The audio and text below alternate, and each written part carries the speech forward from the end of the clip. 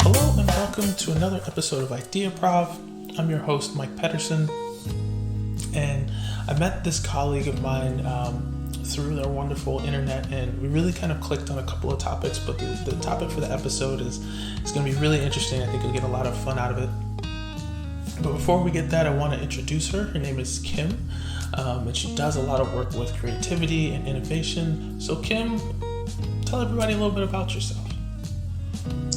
Sure. So my name is Kim Macuare, and I am the co-director of the Innovation Labs at the Dali Museum. And I like to tell people that I use art, which a lot of times people don't think of as being connected to business, and especially to innovation and thinking about changing business processes and products. But I like to use art in order to get people to take new perspectives and to jumpstart their own creativity and hopefully push their innovation outcomes. So while we're exploring that innovation space, I remember that was one of the topics that was that we had kind of chatted about. So I know this is kind of like your segment and your time to shine. So tell us a little bit about that innovation space and kind of how it works at the Dali. Sure. So the Innovation Labs is basically divided up into different kinds of workshops or courses that we offer, and they're really focused on trying to spark creativity for teams and for organizations and hopefully help them be more innovative in their everyday work. So we do things called foundation labs, and those are very much focused on the art. So I'll take a team or a group and we'll actually move throughout the museum, and we will riff off of different pieces of art or the architecture of the building, and we'll use those as kind of push-off points for thinking about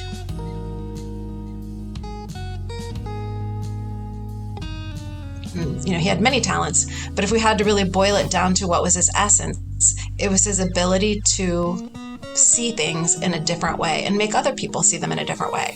And that's what we try to help people access through those foundation labs.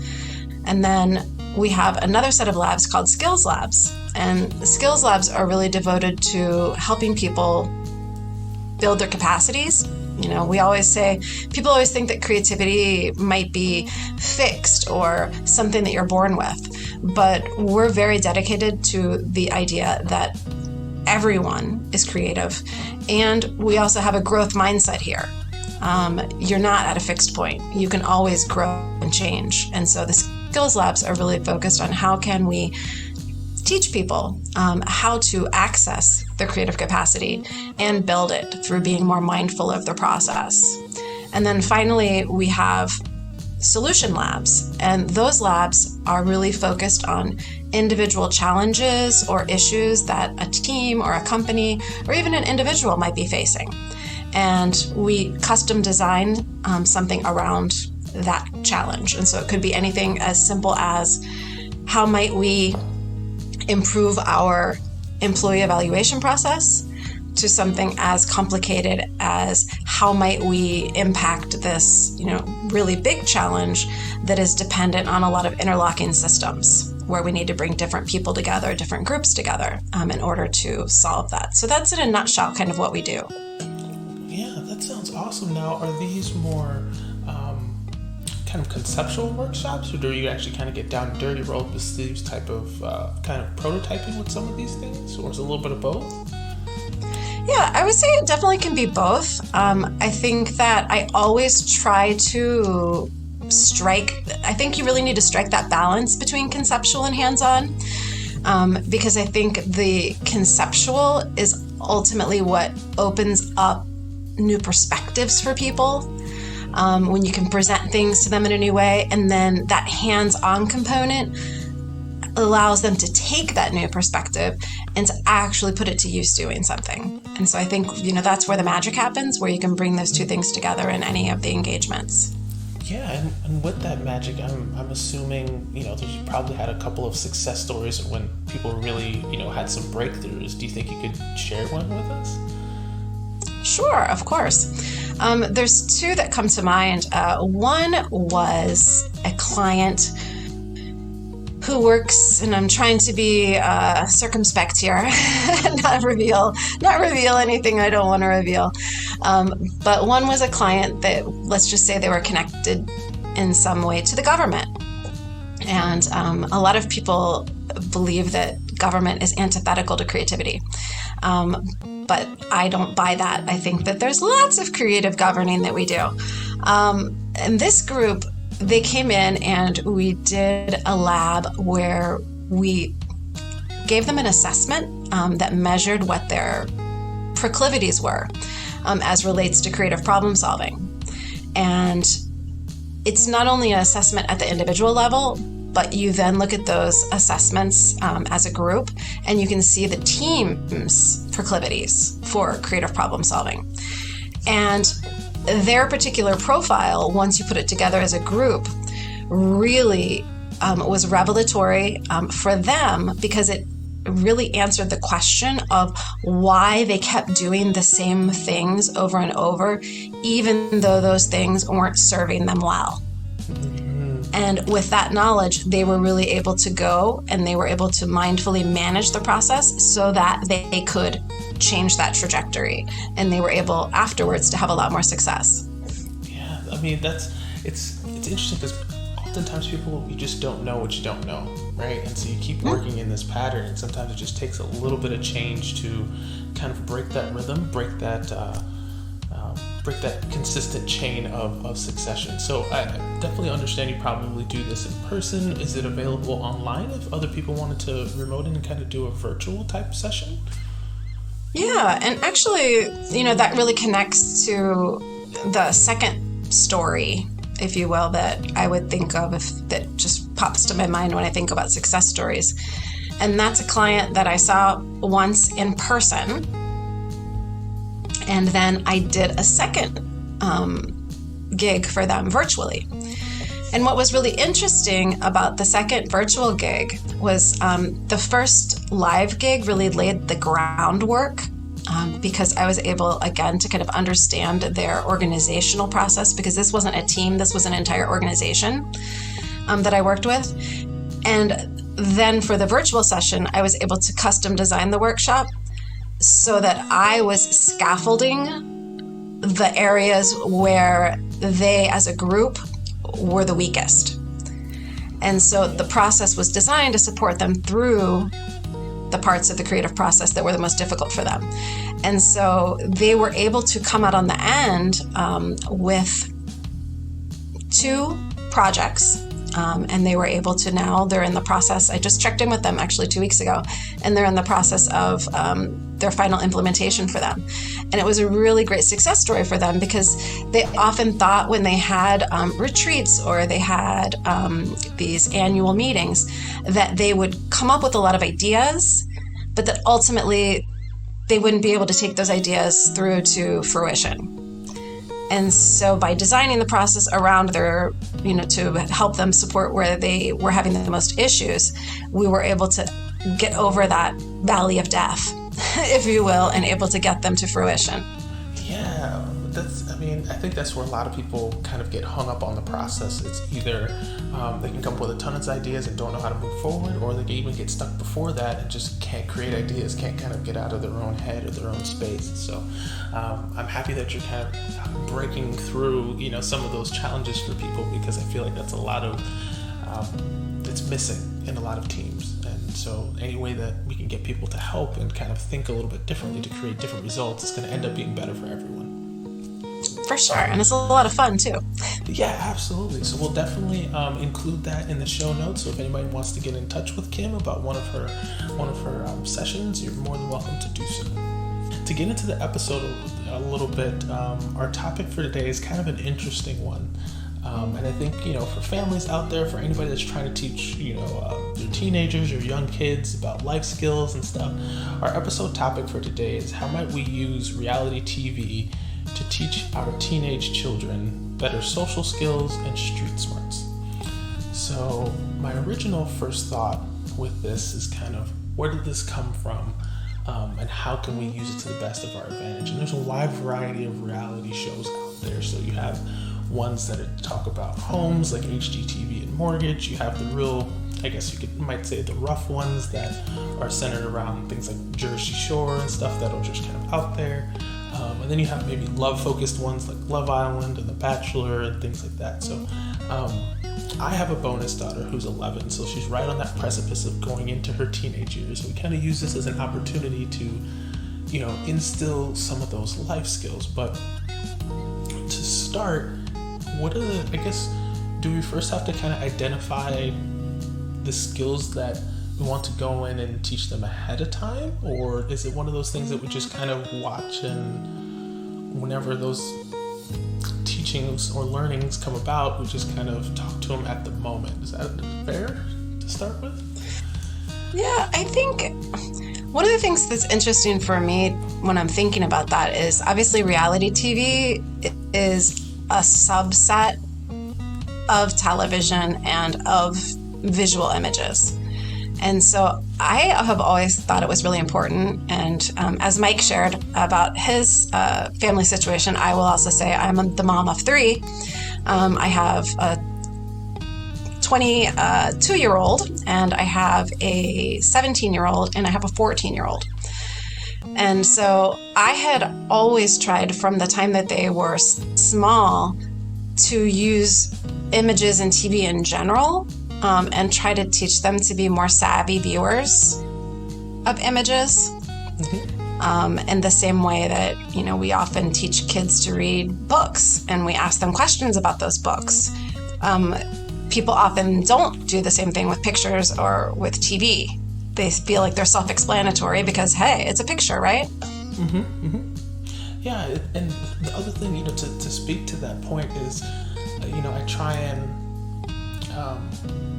showcase a different viewing platform and different images to view.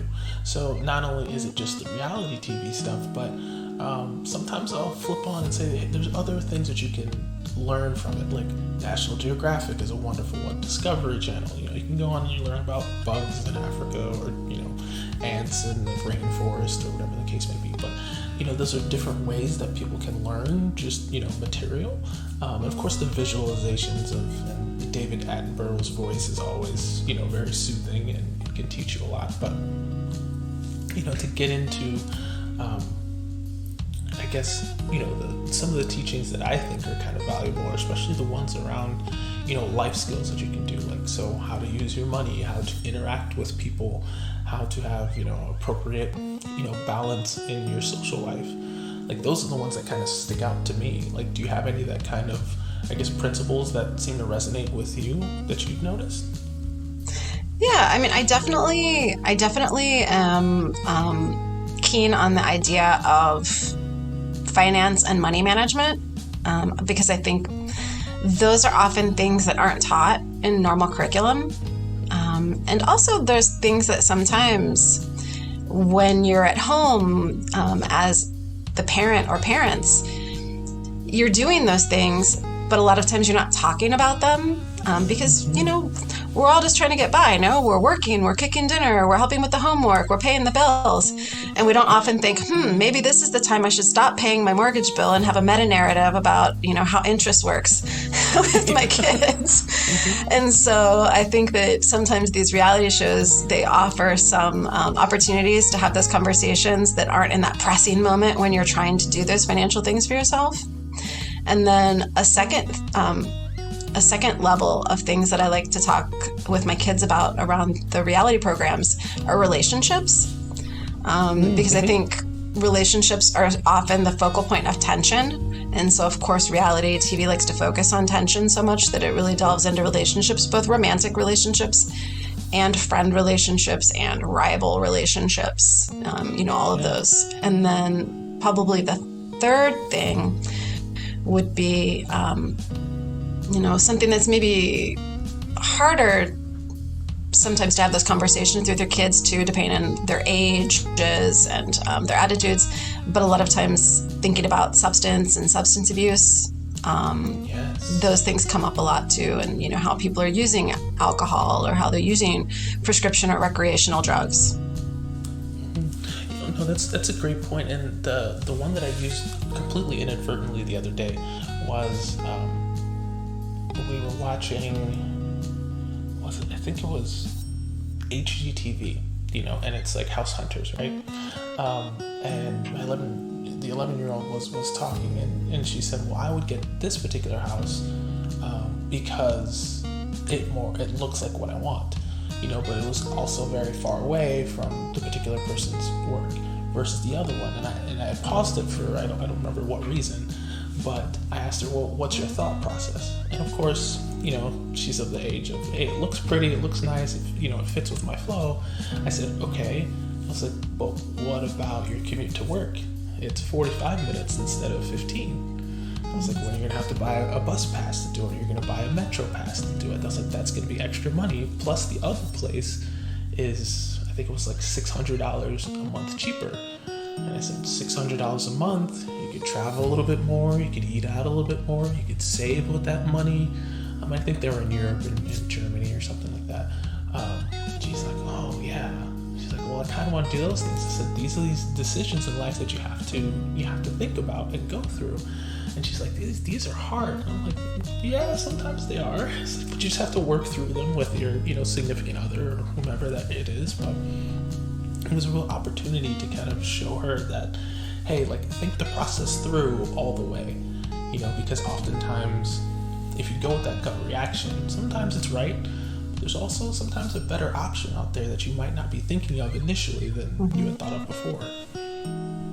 Yeah, I think that really resonates with me, and especially right now, because my family, we recently went to an Airbnb, and obviously we're trying to social distance because of the COVID-19 pandemic. And so, we stayed in a lot, and we binged this show called, Marriage or Mortgage.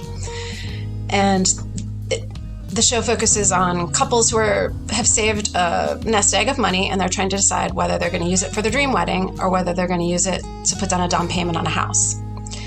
And it was kind of funny to watch it with my kids because I realized my kids aren't very romantic because they were all mortgage, which was funny.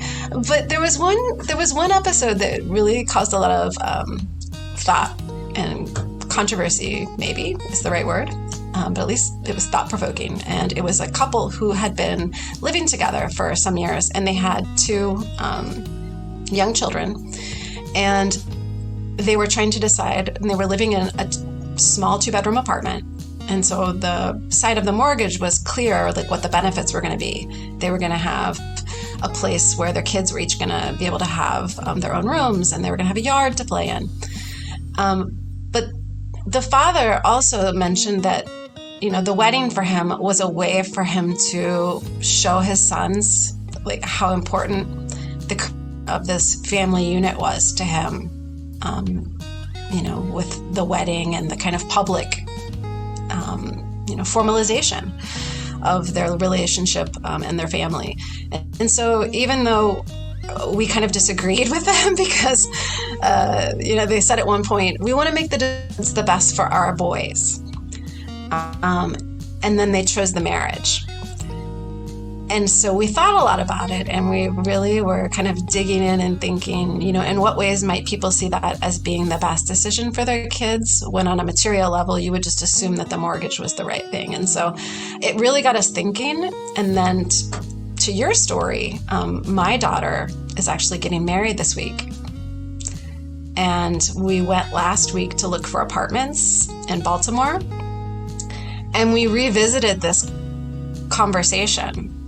And we had a really in-depth discussion about like what things were more important to them, because they were trying to go between two different choices, and one was materially better, but the other was emotionally better. And it was fun to be able to kind of refer back to that episode and consider how it might have guided our thought process. Yeah, that's one of those. It's a struggle, right? Because my daughter, we watched one of those episodes, and she's in the very romanticized state of marriage, so it's, two people fall in love, they have the two kids, the dog named Rover, and they ride off into the sunset. While sometimes that is true, sometimes it just doesn't work out, right? And so I asked her one day, I said, well, what's the difference between the day before you get married and the day after? And she's like, well, you're married at that point. And I was like, okay, that's true. I was like, but in your day-to-day life, like, what's different? And she of course, she couldn't really name anything.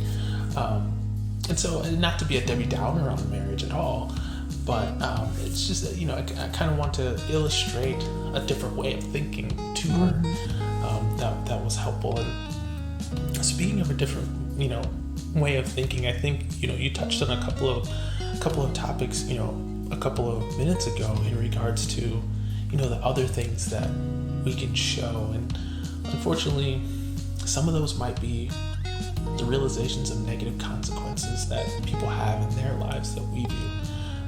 So one of the ones that sticks out to me is sometimes on the more eclectic reality shows you might witness, the violence, and then people have to get in trouble with the law afterwards and stuff like that. And I think those are also some opportunities to say, hey, yeah, maybe you might be able to go out with your friends and have a good time, but also be cognizant of what you're doing and how much you're maybe drinking or partaking in the recreational drugs and stuff, and what those outcomes can look like in your life as well. And I think that's a huge portion for young adults to understand, because oftentimes we get to a certain age, we might think we're invincible. And there's also some ramifications that happen afterwards. Yeah, and I think that's especially when you have teenagers, because as you were saying, your daughter is kind of that age where she might be romanticizing love relationships or marriage.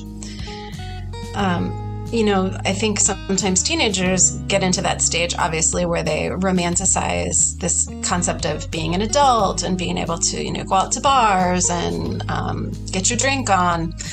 And, while I'll be the first to say that can be fun, it also does definitely have, it has another side to it. And so I think it is really important to have those conversations with your kids. And I often I try to use those as jumping off moments. So for example, if we see somebody on TV who has had something happen to them that,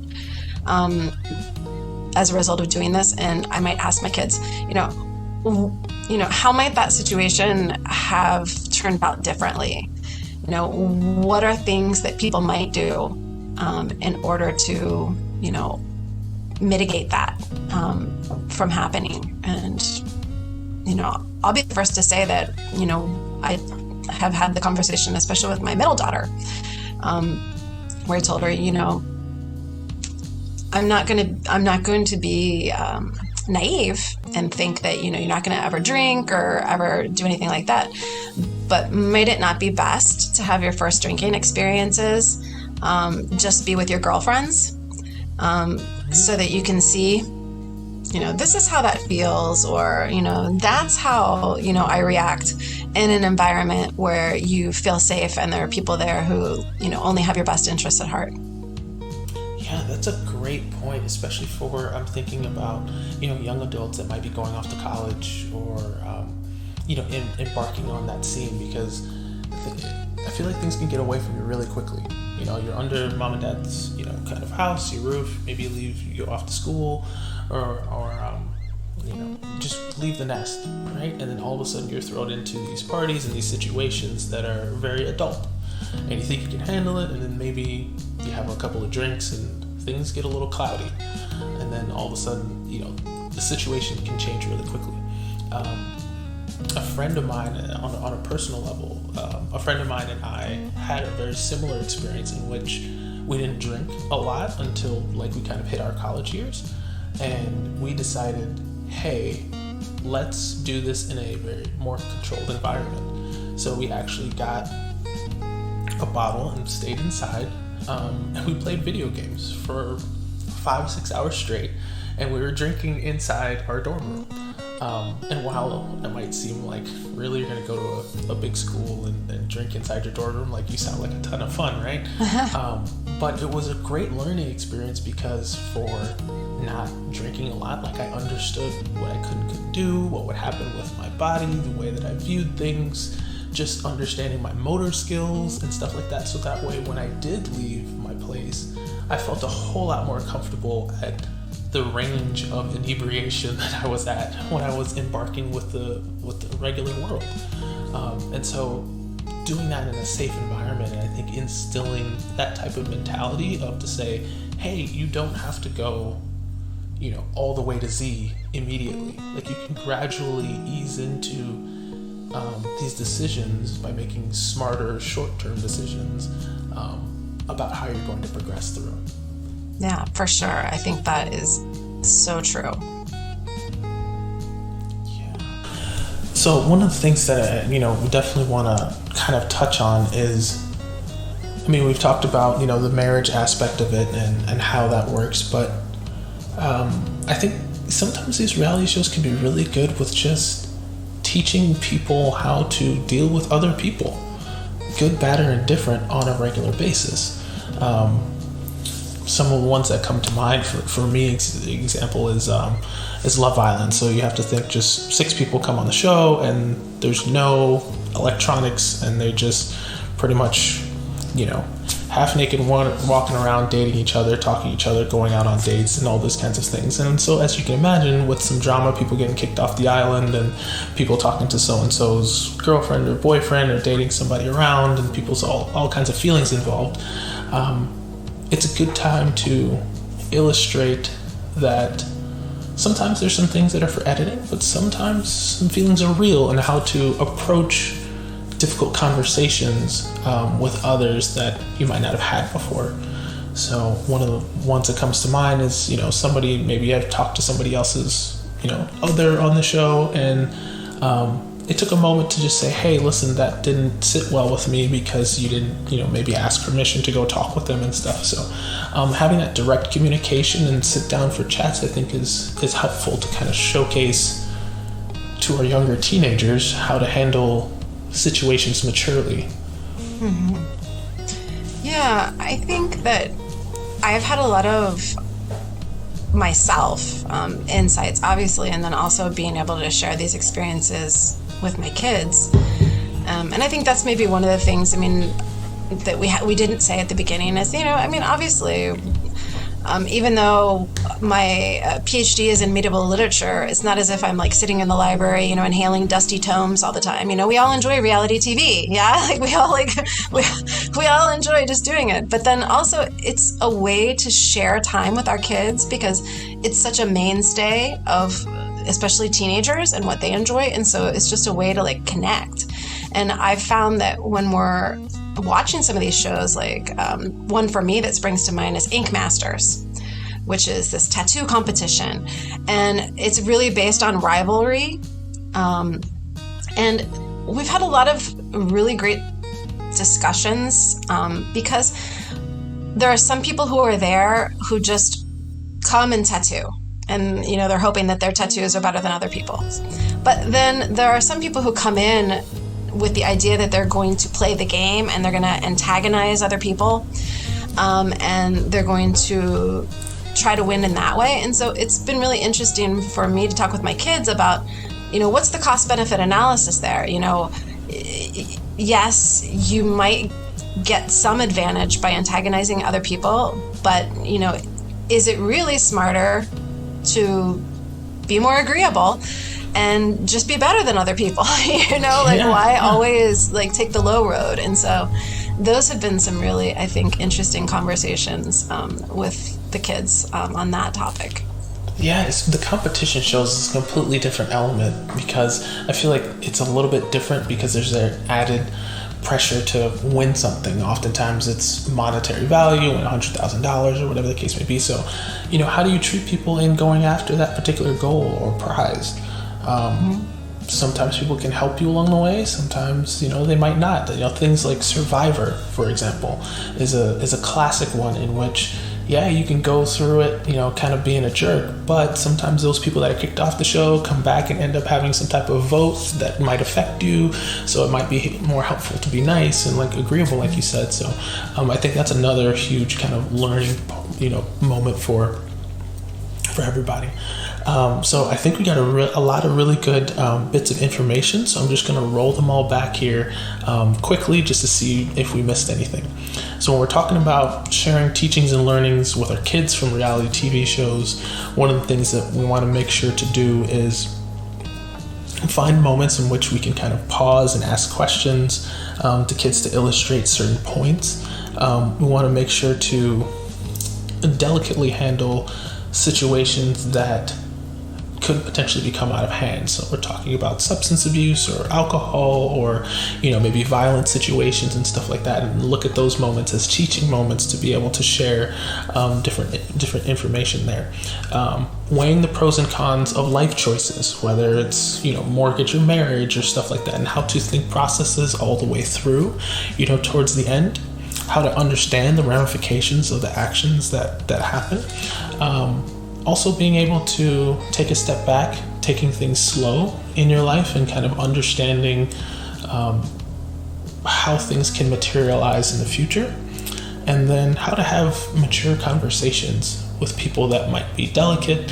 And then also just kind of how to treat people in general as you go about your life, and kind of putting some better, more good, positive vibes out there rather than negativity and stuff.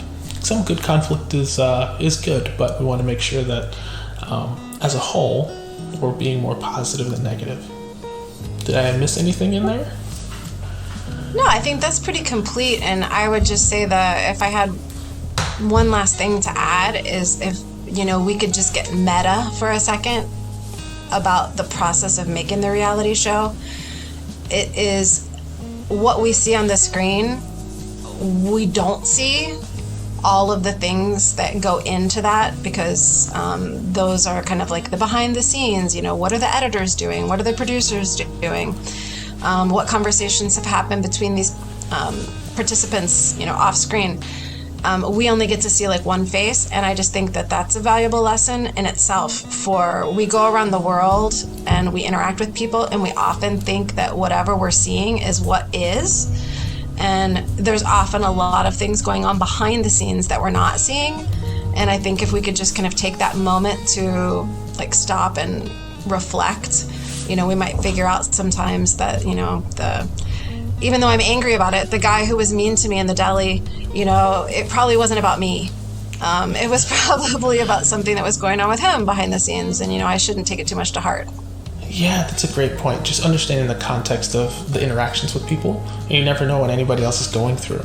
So to make that realization, and realize that reality TV, it's reality, but they also want people to watch. So they definitely keep that in mind when creating the show. Kim, thank you so much. I think we really covered a wide gamut of topics today, and a whole lot of insights. So I really appreciate your time and sharing everything from Ink Masters and your perception of marriage and mortgage with us. Yeah, it was a lot of fun. And anytime you want to chat about reality TV, hit me up. Awesome. Well, thank you so much. And for your listeners out there, don't forget to wait till after the break for our Ideaprov Insight.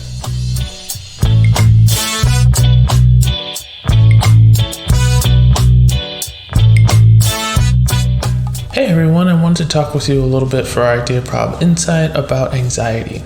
So here's an article that I found that I thought was kind of interesting, and it really kind of helps wrap our minds around how we manage anxiety. So whether it's from recent COVID times, or maybe returning back to work, or just things going on in your own personal life, I thought it was helpful to share this insight. It really talks about healthy anxiety versus unhealthy anxiety, what to do about it, and how it manifests itself in our bodies in the way that we interact on a regular basis.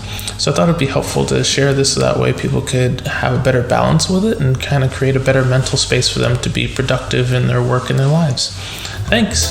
Until next time.